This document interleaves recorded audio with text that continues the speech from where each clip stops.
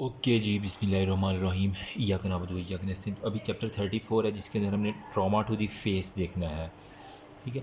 आप जब इमरजेंसी के अंदर आपकी ड्यूटी होगी, बाइकर्स के एक्सीडेंट, व्हीकल्स के एक्सीडेंट के आएँगे, मुँह के ऊपर चोट लगी हुई है जी, तो आपने एज़ अ डॉक्टर उसकी जान तो बचानी है, लेकिन कौन-कौन सी मैनेजमेंट शुरू-शुरू में करनी है जो कि बहुत इंपॉर्टेंट है। ठीक है? उसके अंदर वो कह रहा है सबसे पहले जनरल मैनेजमेंट है, फिर सॉफ्ट टिश्यू इंजरी और उनकी मैनेजमेंट है, उसके बाद फिर बोन की इंजरी और इसकी मैनेजमेंट है, बहुत इंपॉर्टेंट है। एक अच्छा डॉक्टर जो ही वही होता है जो इन इंजरीज़ को वेल मैनर में करे ताकि उसकी जो स्कार्स हैं वो भी कम से कम बने और उसकी हीलिंग बहुत जल्द हो जाए ना। तो मैनेजमेंट के अंदर हम थोड़ी-सी हम बात कर लेते हैं। तो कोई इतनी मुश्किल बात नहीं है, बस ये 1-2 वीडियो के अंदर टाइप करता हूँ, मैं इसको ख़त्म करता हूँ। और ये इम्पोर्टेंट है आपको क्लिनिकल लाइफ के अंदर भी ना, ठीक है? तो एक हमारे पास आपने कहना है कि जनाब हमने एक इसमें जनरल जो है ना वो मैनेजमेंट करनी है, एक आपने सॉफ्ट टिश्यू मैनेजमेंट करनी है और एक माने बोन इंजरीज़ और इसकी मैनेजमेंट करनी है, ये 3 मैनेजमेंट है। अब जो आपके पास जनरल मैनेजमेंट है ना, उसके अंदर आपने क्या करना है, उसके आज आपने सबसे पहले उसका साँस जो है ना, अगर तो वो बेहोश नहीं है, तो आपने उसका एयरवे जो है ना, वो मेंटेन करना है सबसे पहले, बस। एयरवे मेंटेन हो गया ना, तो मतलब उसके जो है ना बचने के चांसेस बहुत ज़्यादा बढ़ जाते हैं। अब एयरवे अगर वो इवन कि साँस नहीं भी आ रहा, तो इंट्यूबेशन या ट्रैकियोस्टमी भी आप कर सकते हैं, ठीक है? ट्रैकिया से जो है ना वो आप ट्रैकियोस्टमी करके तो उसका जी एक दफ़ा साँस आपने बहाल करना ही करना। आपने वो गुड डॉक्टर मूवी देखी है, ठीक है सीज़न, उसके अंदर वो ट्रैकियोस्टमी जिस तरह करता है, इन कितने वेल मैनर्ड में थे, वो उसकी से है, ठीक। फिर आपने क्या करना है, जो हेमरेज है ना, जितना भी खून निकल रहा है, ठीक है? उसको साथ-साथ जो है ना आपने प्रेशर डाल के वेसल्स के ऊपर उसको कंट्रोल करना है, ठीक है? प्रेशर डालना है, अगर कोई बड़ी वेसल की इंजरी है तो उसको लाइगेट करके जो है ना वो हेमरेज को कंट्रोल करना है। नंबर 3 पे जो एसोसिएटेड इंजरी है ना उसको भी साथ-साथ जो है ना छोटी-मोटी जो है ना एसोसिएटेड उनको भी should be treated along with them. ये होगी जनरल मैनेजमेंट। फिर हमारे पास होती है सॉफ्ट टिश्यू मैनेजमेंट। इसके अंदर क्या होगा, आपने सबसे पहले जो फेशियल लेसरेशन है इसके ऊपर 3 कैटेगराइज़ में हम डिवाइड कर देते हैं। एक हमारे पास होता है फेशियल लेसरेशन सॉफ्ट टिश्यू के अंदर, ठीक है? एक हमारे पास होता है फेशियल लेसरेशन, नंबर 2 पे हमारे पास होता है parotid gland and duct, parotid gland plus duct, और नंबर 3 पे हमारे पास होता है फेशियल नर्व। ये 3 चीज़ें जो है ना उसके ऊपर हमने सॉफ्ट जो फेशियल लेसरेशन है उसको कहता है should be cleaned and closed by accurate approximation.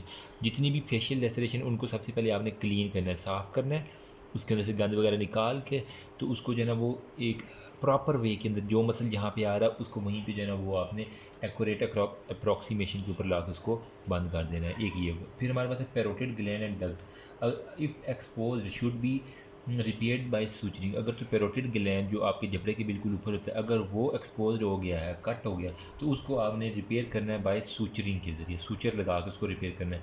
फिर फेशियल नर्व है, cut and are approximated 8 to 10 silk under the magnification, ठीक है? वो कह रहा है कि जो इसकी फेशियल नर्व जो कट हुई है ना, इसके जो एंड्स है ना उसको 8 ज़ीरो या 10 ज़ीरो, ठीक है, वो सिल्क के साथ जो है ना वो मैग्नीफिकेशन करके आपने इसको कोशिश करनी है कि क्लोज़ कर देने हैं, तो ये एक इसकी जो है ना वो आपको पता होनी चाहिए। फिर हमने कहा है कि बोन इंजरी और इसकी मैनेजमेंट क्या है।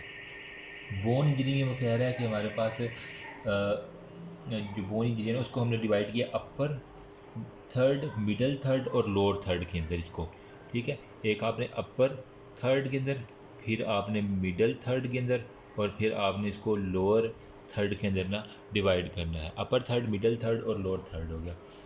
जो अपर थर्ड है ना, fracture of the upper third आपके इसके अंदर आपके जो भी फ्रंटल साइनसेस हैं मैं यहाँ पे लिख देता हूँ।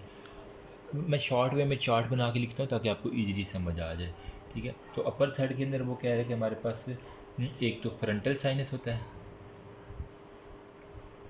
फ्रंटल साइनस होता है। नंबर 2 पे आपका होता है सुप्रा ऑर्बिटल ऑर्बिटल रिज, और हमारे पास होता है fracture of the frontal bone. मतलब फेस का जो फ्रंट वाला है ना, फ्रंटल साइनसिस होगा, और उसके बाद आँख के ऊपर सुप्रा ऑर्बिटल रीजन और जो फ्रंटल बोन है ना, वो सारी की सारी इन्वॉल्व होगी अपर थर्ड के अंदर। सही है। तो फिर आपके पास जो फ्रैक्चर होता है ना मिडल थर्ड का, उसके बारे में बात करते हैं। इसके अंदर हमारे पास जो है ना, वो आपकी नेज़ल बोन आ जाती है, और इसके सेप्टम मिडल के अंदर क्या आती है, ये नाक वगैरह वाली हड्डी होती है ना, तो इसके अंदर आपने सारी की सारी नेज़ल बोन्स, ठीक है, और सेप्टम जो है ना, उसको डिवाइड करना है। ठीक है। अब वो सेप्टम की नेज़ल बोन की फ्रैक्चर वो डिप्रेस्ड भी हो सकती है या एंगुलेटेड भी हो सकती है। वो कह रहा है या तो एंगुलेटेड होगी या वो हमारे पास डिप्रेस्ड होगी। सही है। फिर हमारे पास आता है कि वो नेज़ो लेबियल जो है ना, वो एक नेज़ो ऑर्बिटल फ्रैक्चर भी आपको इसी में दर्ज है। नेज़ल बोन हो गया, फिर नेज़ो ऑर्बिटल जो है ना, वो फ्रैक्चर भी कह रहा है दिखेगा। सही है। फिर फ्रैक्चर ऑफ जाइगोमा या ट्राइपोड फ्रैक्चर भी जिसे हम कहते हैं ना, फिर जाइगोमेटिक आर्च, उसका फ्रैक्चर इसके अंदर आएगा। और हमारे पास आएगा fracture of the orbital floor आएगा। ठीक है। और फ्रैक्चर ऑफ द मैग्जिला आएगा। ये सारे के सारे होंगे इसी के अंदर। फिर वो लास्ट पे कह रहा है कि लोअर थर्ड के अंदर जो है ना फ्रैक्चर, वो किस किस चीज़ का आएगा। अब नीचे में देखो, ऊपर मैग्जिला था, जाइगोमेटिक से सारे के सारे आर्चिज उसकी थी मिडल थर्ड के अंदर। ठीक है। यूँ मैंने फेस को अब डिवाइड कर दी ईजिली मुझे। अब लोअर थर्ड के अंदर देख लो आप क्या क्या चीज़ें आपको नज़र आएंगी। नीचे सबसे पहले क्या आएगा, मैंडिबल। तो आपने कहना है कि फ्रैक्चर लोअर थर्ड में आपने मैंडिबल का फ्रैक्चर लिख देना है। सही है। और इसके अलावा ओरो एंट्रल फिस्चुला इसके अंदर नहीं आएगा। ठीक है। बस मैग्जिला का इसके अंदर ना, उसमें बस फ्रैक्चर लिखा हुआ है, तो इसको आपने एक दफ़ा देख लेना है लोअर थर्ड का। ठीक है।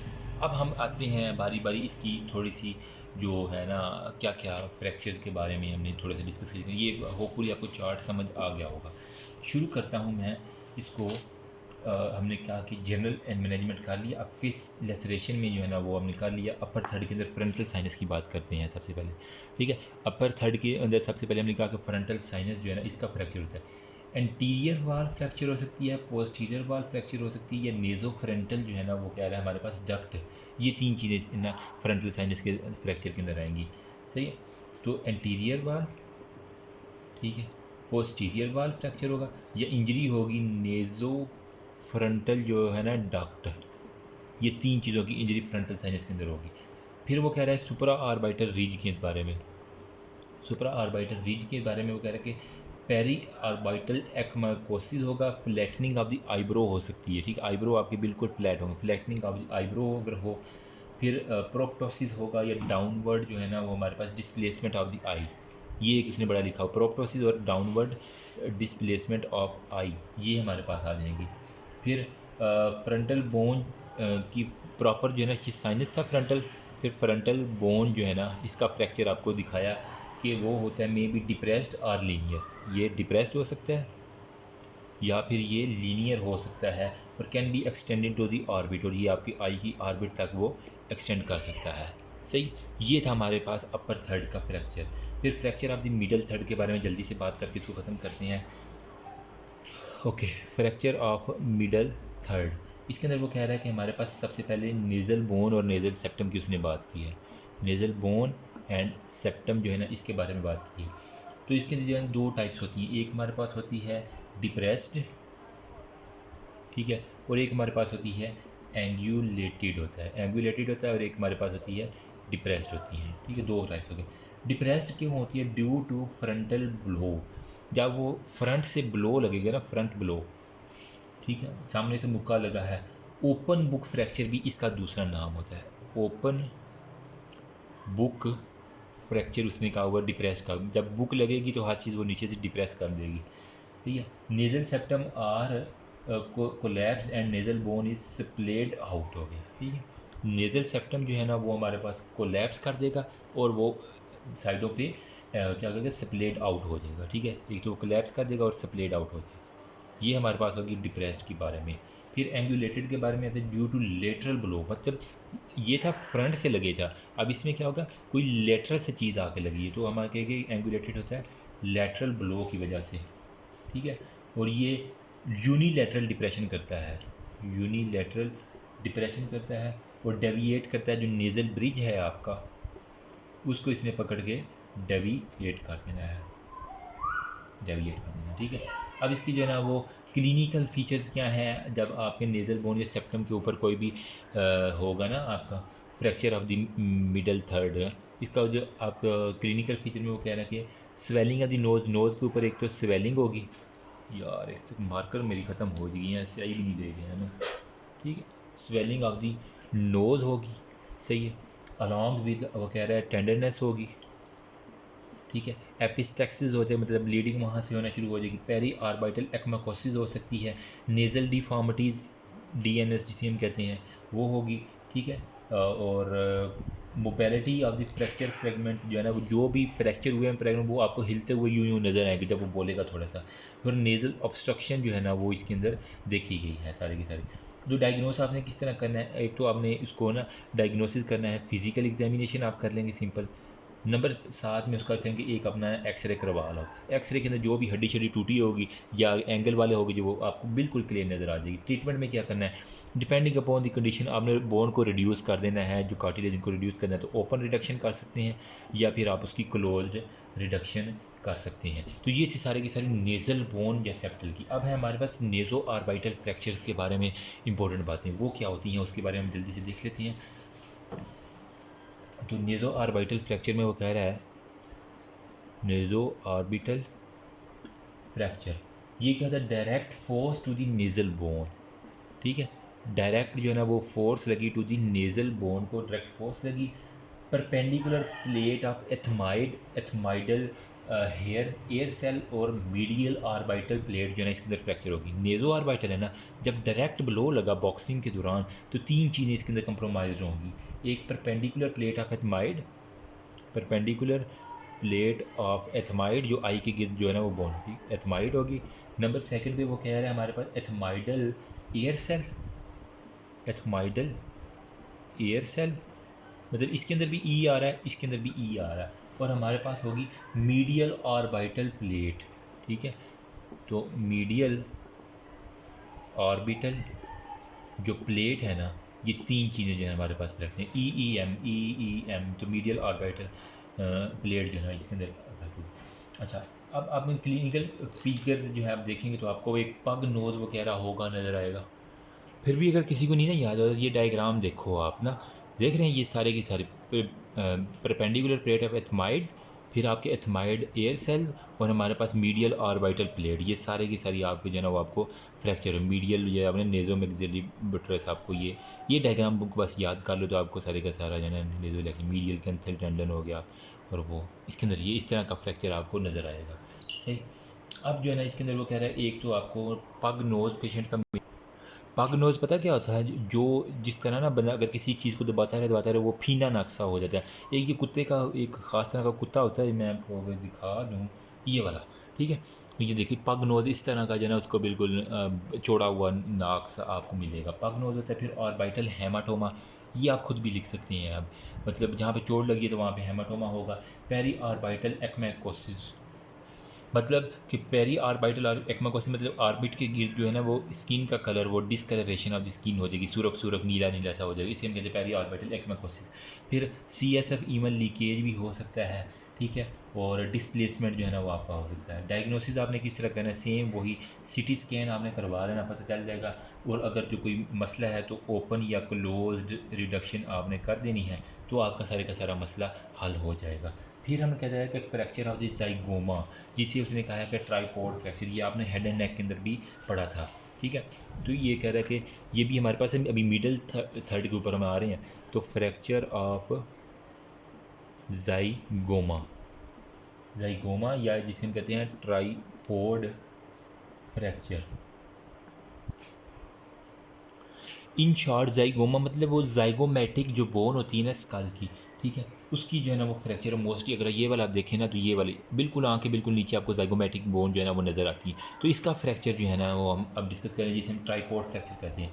वजह क्या है, डायरेक्ट जो है ना वो ट्रॉमा हुआ, सही है। डायरेक्ट ट्रॉमा की वजह से जाइगोमेटिक जो है ना पुश्ड मीडियली, वो अंदर की तरफ जो है ना वो जाइगोमेटिक बोन जो है ना वो मीडियली जो है ना अंदर की तरफ ही, और posterior resulting in flattening of the Mailer prominence, जो आपका मेलर प्रोमिनेंस है ना, वो उसको फ्लैट उसने कर दिया है। और डिफॉर्मिटीज़ इन दी इंफ्रा ऑर्बिटल मेजर, जो नीचे वाला है आई का नीचे वाला मार्जिन, इंफ्रा ऑर्बिटल मार्जिन, उसको उसने डीफॉर्म्ड कर दिया है। तो बस इतनी सी बात आपको पता होनी चाहिए, तो बस आपका ये काम हो जाएगा। ठीक, अब इसके अंदर क्या होगा, क्लिनिकल फीचर ऑलरेडी बता दिए, flattening of the Mailer prominence, step deformities होगा, एनेस्थीसिया, ठीक है, ट्रिस्मस होगा, फिर रिस्ट्रिक्टेड ऑक्यूलर आई होगा। ज़ाहिर बात है जब आँख है तो आँख की मूवमेंट जो है ना वो रिस्ट्रिक्टेड हो जाएगी। पेरी ऑर्बिटल एम्फाइसीमा होगा। ट्रीटमेंट क्या है, आपने ओपन रिडक्शन इसकी करनी होती है, ठीक है, सर्जरी के ज़रिए आपने ओपन रिडक्शन करके, और इंटरनल वायर, ख़ास किस्म की वायर होती है जो बोन को साथ जोड़ती हैं, तो वो इंटरनल वायर जो है ना वो फिक्सेशन आपने इसके अंदर करवानी होती है, और कुछ भी नहीं करवाना, तो आपका काम हो जाता है। फिर हमारे पास होता है इसके लिए ना, हाँ, कैल्ड वेल लूक ऑपरेशन भी इसलिए लिखा हुआ है, CALD, कैल्ड वेल लूक ऑपरेशन भी इसके लिए किया जाता है। मैं आपको गूगल से दिखाता हूँ ये क्या होता है सारे का सारा। नेक्स्ट हमारे पास है fracture of the zygomatic arch. वही ज़ाइगोमैटिक बोन के पास जो ज़ाइगोमैटिक आर्च है ना, उसका अगर फ्रैक्चर होगा तो ज़ाइगोमैटिक आर्च की वजह से जो आर्च फ्रैक्चर है ना वो ब्रेक करेगा इनटू फ्रैगमेंट्स विच गेट डिस्प्रेस, ठीक है। अब वो जब इसका फ्रैक्चर होगा आर्च का, तो वो हमारे पास फ्रेगमेंटेशन हो जाएगी बोन की, ठीक है, और वो डिप्रेस्ड हो जाएगी, तो हमको जो ज़ाइगोमैटिक आर्च वाला एरिया है वहाँ पे डिप्रेशन सीवियर मिलेगी, लोकल पेन होगी, और हमारे पास जो मैंडिबल है ना, ठीक है, क्योंकि उसके साथ वो आर्च के साथ लगी हुई, तो मैंडिबल जो है ना उसकी मूवमेंट जो है ना वो रिस्ट्रिक्टेड हो जाएगी। वजह क्या है, ज़ाइगोमैटिक आर्च जो है ना उसकी ब्रेन। डायग्नोसिस आपने क्या करना है इसका, वाटर व्यू सब मेंटो वर्टिकल व्यू लेना है, मेंटो वर्टिकल व्यू लेना है किसका, स्कल का, या फिर जिन कहते हैं वाटर व्यू देंगे तो